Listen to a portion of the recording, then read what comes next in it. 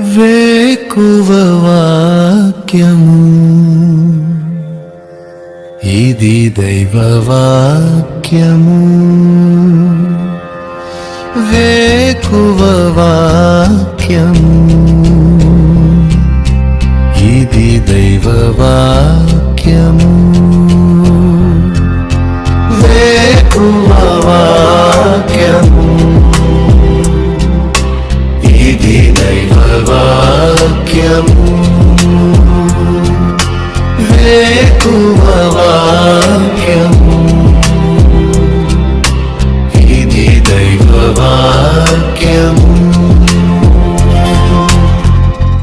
వేకువ వాక్యము వేకపోడు కొరకై పరిశుద్ధ గ్రంథం బైబిల్లో నుంచి ద్వితీయ విదేశకాండము 28వ అధ్యాయము 12వ వచనం. నీవు అనేక జనములకు అప్పిచ్చేదవు కానీ అప్పు చేయవు. దేవుడు ఇశ్రాయేలు ప్రజల విషయంలో వారికి ఇవ్వబోతున్న సమృద్ధిని గురించి ఈ మాటలు చెప్తున్నాడు. ఐగుప్తులో ఉన్నంత కాలము ఇశ్రాయేలీలు ఐగుప్తీయుల మీద ఆధారపడాల్సి వచ్చింది.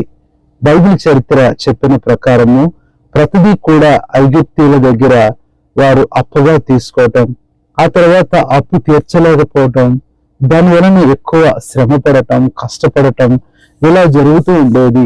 ఉదాహరణకు చెప్పాలంటే ఇశ్రాయేలీయులు ఐగుప్తు విడిచి వెళ్ళేటప్పుడు కూడా ఐగుప్తీయులు వారికి నగలు, ధనము అలాగే సహాయం చేస్తూ ఇస్తూ వచ్చారు.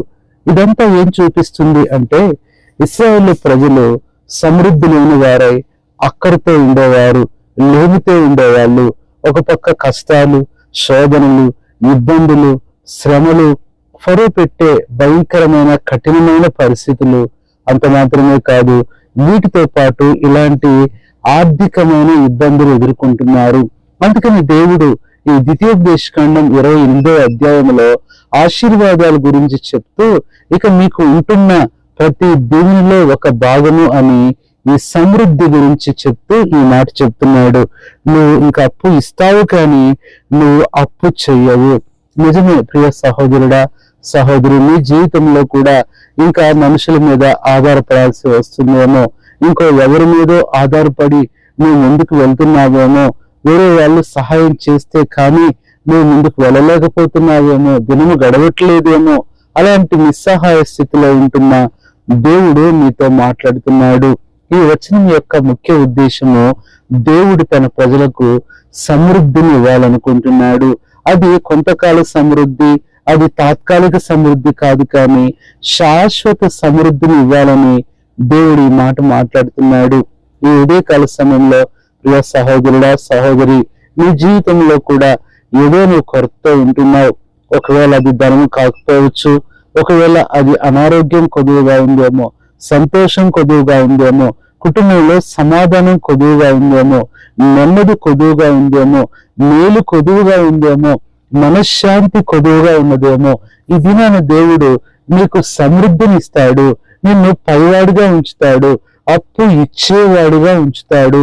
ఇక్కడ దేవుడు ఇచ్చే సమృద్ధి అది ఎలాంటిది అని మనం బైబిల్లో చూస్తే మొట్టమొదటిగా మనం చూసినట్లయితే ద్వితీయోపదేశకాండము 28:11 చివరి మాట, నీకు సమృద్ధిగా మేలు కలుగును. మొట్టమొదటిది దేవుడిచ్చే సమృద్ధి అది మేలు సమృద్ధి. దేవుడు నీకు మేలు చేస్తాడు. మనుషులు ఎంత కీడు చేసినా దేవుడు రెండంతల మేలు నీకు చేసేవాడుగా ఉంటున్నాడు. నిజమే, ఇప్పటి వరకు ఇలాంటి నీ పరిస్థితికి కారణం మనుషులు చేసిన ఆ కీడుని బట్టి ఎంతో నమ్మించి నిన్ను బాధ పెడుతూ వచ్చారు, నిన్ను మోసం చేస్తూ వచ్చారు. దాన్ని బట్టి నువ్వు ఎంతో బలహీనం అయిపోయావు, ఎంతో మతి స్థిమితం కోల్పోయే పరిస్థితుల్లో మనశ్శాంతిని కోల్పోయావు. ప్రియ సహోదరుడా, సహోదరి, ఈ దినాన దేవుడు వీటన్నిటికీ పైగా నీకు మేలు సమృద్ధిగా ఇవ్వాలనుకుంటున్నాడు. ఇది మొట్టమొదటిది. రెండవదిగా చూసినట్లయితే 103వ కీర్తన 8వ వచనములో, యెహోవా దయాదాక్షిణ్య పూర్ణుడు, దీర్ఘశాంతుడు, కృపా సమృద్ధి గలవాడు. రెండవది, నీ జీవితంలో దేవుడు నీకు ఇచ్చే సమృద్ధి కృపా సమృద్ధి. ఈ కృప అనేది సమృద్ధిగా నీకుంటే నీ పరిస్థితులన్నీ కూడా నువ్వే శాసించగలవు. నీ యొక్క ప్రతి పరిస్థితి మీద నీవే అధికారము చలాయించగలవు. అనగా అన్ని కూడా మీకు లోబడతాయి, అన్ని పరిస్థితులు కూడా సమకూడి జరుగుతాయి. కృప చేయలేనిదంటూ ఏది ఉండదు. అలాంటి కృపను దేవుడు నీకు సమృద్ధిగా ఇవ్వాలనుకుంటున్నాడు.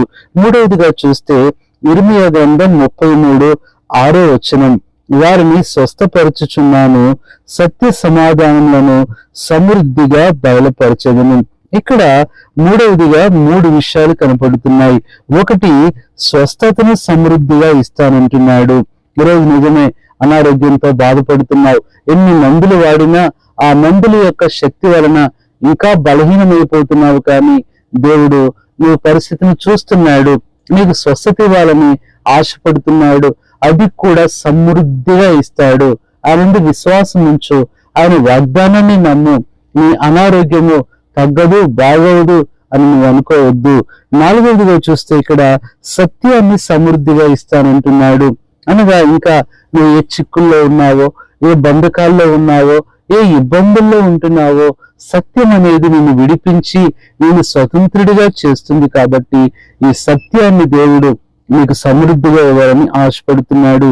5వదిగా చూస్తే సమాధాన సమృద్ధి అని ఈ వచనం చెప్తుంది. నిజమే, ఇది నేను సమాధానాన్ని కోల్పోయావేమో, ఏదో చిన్న మాట వలనో చిన్న పరిస్థితి వలన కొన్ని సంవత్సరాలుగా ఉంటున్న సమాధానం నీ సహోదరుడితో కోల్పోయావు, నీ సహోదరితో కోల్పోయావు. భార్యాభర్తలుగా సమాధానం లేదేమో, తల్లిదండ్రులుగా సమాధానం లేదేమో, ఉద్యోగంలో పరిచర్యలో సమాధానం లేదేమో. ప్రియ సహోదరి సహోదరుడా, సమాధానాన్ని సమృద్ధిగా ఇచ్చే దేవుడు ఏ కాలం నీతో మాట్లాడుతున్నాడు. సమాధాన సమృద్ధిని ఆయన నీకు అనుగ్రహిస్తాడు. ఇది 5వది. 6వదిగా చూసినట్లయితే జకరియా గ్రంథం 9:2 చివరి మాట, జ్ఞాన సమృద్ధి అంటున్నాడు. నిజమే, ఈ దినాల్లో లోకంలో ఎక్కడ చూసినా ఎంతో లోక సంబంధమైన జ్ఞానము, కానీ ఈ దినాన దేవుని ప్రజలకు ఇచ్చే జ్ఞానము అది సమృద్ధిగా ఇస్తాడు. ఇది నేను చాలా మంది పిల్లలు పరీక్షలకు ప్రిపేర్ అవుతున్నారు. నీట్ ప్రిపేర్ అవుతున్నావేమో, ఒకవేళ ఇంకా ప్రిలిమ్స్ ప్రిపేర్ అవుతున్నావేమో, ఇంకా దేని గురించి నువ్వు ప్రిపేర్ అవుతున్నా ప్రియ యవన బిడ్డలారా, జ్ఞాన సమృద్ధి దేవుని అందే ఉంది. దేవుని దగ్గరే నీకు అంత జ్ఞానం దొరుకుతుంది. దేవుని వాక్యము, దేవుని యొక్క సన్నిధిలో ఉంటున్న ఆ జ్ఞానము ఎంతో గొప్పది. అందుకనే ఈ జ్ఞానాన్ని సమృద్ధిగా దేవుడు ఇవ్వాలని ఆశపడుతున్నాడు. ఇది 6వదిగా చూస్తున్నాము. 7వది, దేవుడు మన జీవితంలో ఇచ్చే ఆ సమృద్ధి ఏంటి అంటే, ద్వితీయోపదేశకాండం 28:47 నీకు సర్వ సమృద్ధి కలిగి ఉండి నీవు సంతోషముతోను హృదయానందముతోను నీ దేవుడైన యెహోవాకు నువ్వు దాసుడు కాలేదు. 7వదిగా సంతోష సమృద్ధి. నువ్వు దినాన్ని దుఃఖంతో వెళ్ళబుచ్చుతున్నావు. సంతోషం వస్తుంది, కానీ ఆ సంతోషాన్ని పంచుకోవాలి, ఆనందించాలన్న ఆ ఆలోచన రాకముందే ఇంకో శ్రమ వస్తుంది, ఇంకో కష్టం వస్తుంది. ప్రియ సహోదరుడా సహోదరి, ఎంతకాలం దుఃఖంలో ఉన్నావేమో, బాధలో ఉన్నావేమో, దేవుడి దినాన సంతోషాన్ని ఇస్తాను అనట్లేదు, అది సమృద్ధిగా ఇస్తానంటున్నాడు. ఇంత గొప్ప దేవుడు నీతో ఉన్నాడు. నువ్వు చేయవలసిందల్లా ఈ అధ్యాయంలో మొదటి వచనాల్లో నుంచి దేవుడు చెప్తున్న మాటలు విను, ఆయన ఆజ్ఞలకు లోబడు, ఆయనకు విధేయత చూపించు, ఆయనను ప్రేమించు, ఆయనను ఇష్టపడు. ఆయన కొరకు నువ్వు జీవించినప్పుడు ఇవన్నీ నీకు సమృద్ధిగా కలుగుతాయి. ముగింపులో ఇంకా చెప్పాలి అంటే, మన జీవితంలో ఈ సమృద్ధిని ఇచ్చేది దేవుని వాక్యం. కొలస్సీ 3:16 క్రీస్తు వాక్యము మీలో సమృద్ధిగా నివసింపనీయుడి. దేవుని వాక్యము మనలో సమృద్ధిగా ఉన్నప్పుడు ఇవన్నీ సమృద్ధిగా వస్తాయి. వాక్యపు కొరత అన్నిటినీ కొరత తీసుకుని వస్తుంది. వాక్యపు లేమి ఉన్నప్పుడు అన్ని లేమితోనే ఉంటాయి. అందుకనే ఈ ఉదయకాల సమయంలో దేవుడు నీతో మాట్లాడుతూ ఉన్నాడు. ఈ సమృద్ధి అయిన జీవితంలోనికి రా. అంత మాత్రమే కాదు, ఒక దినము 2 పేతురు 1:11 ప్రకారము రక్షకుడైన యేసుక్రీస్తు యొక్క నిత్య రాజ్యంలో ప్రవేశము నీకు సమృద్ధిగా అనుగ్రహింపబడును.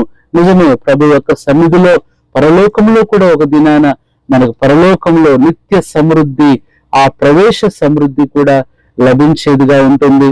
కాబట్టి దేవుడు ఈ భూమి మీదే కాదు, పరలోకంలో కూడా నీకు సమృద్ధి ఇవ్వాలని ఆశపడుతున్నాడు, ఇంకా ఏ విషయంలో దేవునికి లోబడట్లేదో, ఏ విషయంలో ఆయన మాట వినట్లేదో, ఆయన చిత్తమని తెలుసు కూడా ఎదురిస్తున్నావేమో, దేవునికి ఇష్టం లేని వాటిని ఇష్టపడుతున్నావేమో, దేవునికి ఆయాసకరమైన మార్గంలో ఇంకా వెళ్తున్నావేమో. ప్రియ సహోదరుడా, సహోదరి, ఈ దినాన ఇలాంటి పరిస్థితులన్నిటి నుంచి దేవుని వైపు తిరుగు.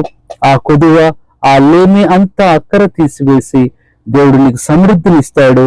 ఈ దినమే నీకు సమృద్ధిని ఇవ్వాలని, రోజు ఎంత బాధపడుతున్నావో నీ బిడ్డల గురించి, నీ కుటుంబం గురించి, నీ భర్త గురించి, నీ వేదన, బాధ, దుఃఖము, నీ అనారోగ్యము, నీ నొప్పి అంతా తీసివేసి దేవుడు ఈ 7 సమృద్ధిని నీ జీవితంలో ఇవ్వాలని ఉదయకాలం నీ కొరకు ప్రార్థన చేస్తాం. పరిశుద్ధుడైన తండ్రి, ప్రభువైన యేసుక్రీస్తు నామములో నీ పాదములకే వందనాలు, స్తోత్రాలు చెల్లించుకుంటున్నాం. ఈ ఉదయకాలము వేకువ వాక్యము ద్వారా నాతో మాట్లాడుతూ వచ్చినందుకై వందనములు చెల్లించుకుంటున్నాం. ప్రభువా, నీవు అనేక జనములకు అప్పిచ్చేదవు కానీ అప్పు చేయవని ద్వితీయోపదేశకాండం 28:12 ప్రకారం ప్రభువా మీరు మాట్లాడుతూ వచ్చారు. నీ ప్రజలు ఎప్పుడూ సమృద్ధిగా ఉండాలని, వారికి సమృద్ధిని నీవే ఇస్తానని మాట్లాడుతూ వచ్చారు. ఈ అనుభవంలో అందరూ ఉండటానికి సహాయం చేయండి.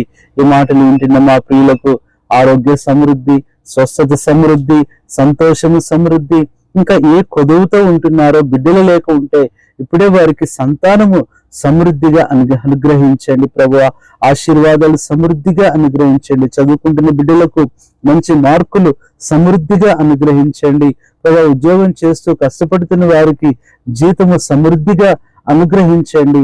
అంత మాత్రమే కాదు, ఆత్మ సమృద్ధి, రక్షణ సమృద్ధి, ఎవరికి ఏ కొదువు ఉన్నదో ఇప్పుడే సమృద్ధిగా అనుగ్రహిస్తూ రమ్మని వందనాలు, స్తోత్రాలు మీకు చెల్లిస్తూ మా ప్రభువును మా రక్షకుడైన యేసుక్రీస్తు యొక్క సమృద్ధి గల నామములో కృతజ్ఞతాస్తుతులతో ప్రార్థిస్తున్నాము తండ్రి, ఆమేన్. మన పరమ తండ్రి అయిన దేవుని ప్రేమ, మన ప్రభువైన యేసుక్రీస్తు కృప, పరిశుద్ధాత్మలోని సావాసం మీ అందరికి సదాకాలం తోడై ఉండి సమృద్ధితో నింపునగాక. ఆమేన్.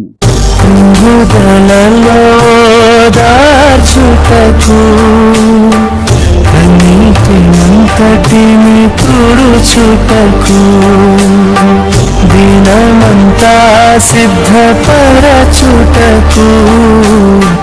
దైవ చిత్తం గ్రహించుటకు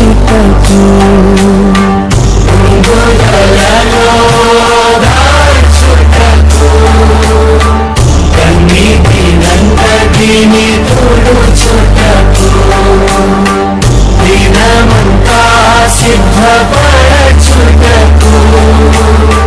దైవ చిత్తం గ్రహించుటకు వేకువ వాక్యము